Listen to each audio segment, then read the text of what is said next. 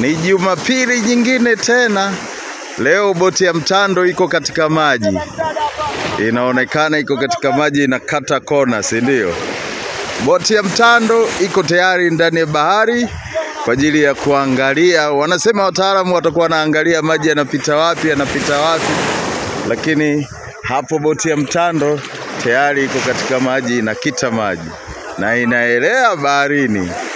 Baada ya takriban miezi 7 hivi, hatimaye imekamilika. Hapa boti ya Mtando inaelea sasa katika maji.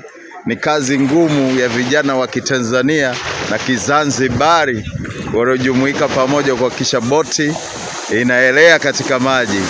Takriban ilikuwa 2024 Disemba, kitu kama hicho, wakati mbao ya kwanza inawekwa chini, na leo ni tena 2025 Mei, hatimaye chombo kiko katika maji.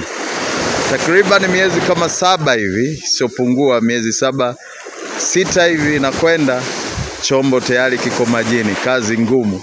Chombo kilikuwa kule pembeni kule, lakini leo tayari chombo kiko majini. Kazi nzuri ya vijana wa Kitanzania. Shukrani sana.